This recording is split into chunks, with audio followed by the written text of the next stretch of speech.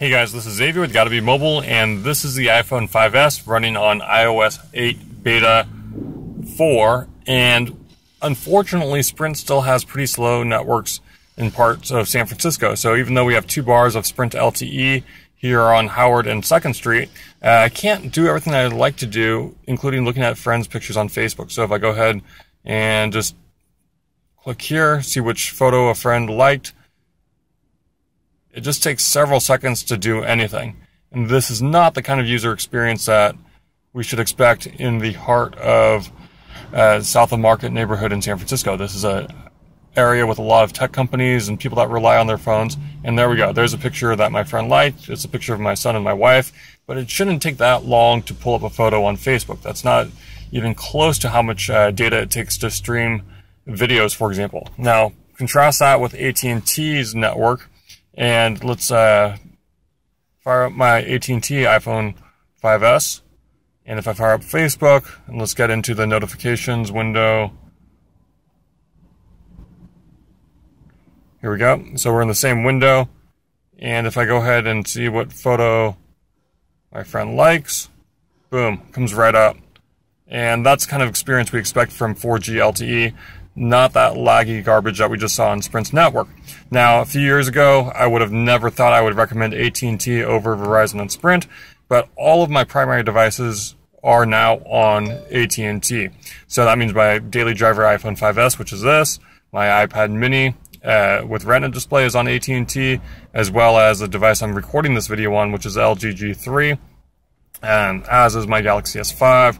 And there's a reason for that. I have contracts with each and every one of the big wireless carriers, and since I live in San Francisco and work here primarily, and I like to be able to do things like quickly pull up pictures on Facebook and stream data, and in the case of the iPhone, being able to speak on the phone while it's still using internet, AT&T is pretty much the only network I recommend if you live and work here. Now that might change with the iPhone 6 or future devices, but right now this is the way to go. That's what I use myself. It's a AT&T 4G LTE.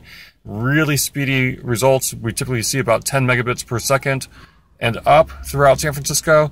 We do see flashes of Verizon besting AT&T's network from time to time, but it's not as reliable. Pretty much everywhere in San Francisco, we see really fast speeds from AT&T. When AT&T's 4G LTE network is not available, their HSPA Plus network is available, and that's faster than needed most of the time. So here we go. I'm running a quick speed test, and we're not going to break any speed records here. We sometimes see 4G LTE running in the 20s or even 30 megabit per second range, but 7 megabits per second down, 11 megabits per second up, that's more than fast enough to do everything you need to do with your iPhone. I'm going to do this one more time.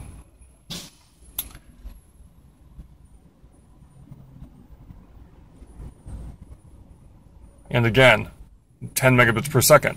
Now let me go ahead and launch the same app on the Sprint phone here. And you'll see a sharp contrast. Now we do have LTE signal, apparently. That's what the iPhone 5S is telling us. But we're just getting nowhere with this result.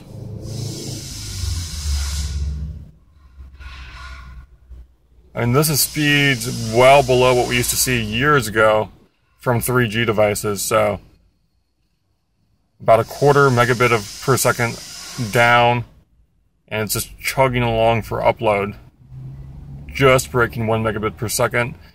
And we're right here, downtown San Francisco. We've got all sorts of tech companies all around us here. Twitter's headquarters is like 3 blocks away from where we are right now. There's a lot of tech companies down here. Google's offices in San Francisco is about 5 or 6 blocks from here. And this is just not the kind of network that we can rely on in San Francisco. And it's the reason why when friends ask me about which network they should get in San Francisco, I always recommend AT&T first. This is Xavier with Gotta Be Mobile, and this is the iPhone 5S on Sprint and AT&T.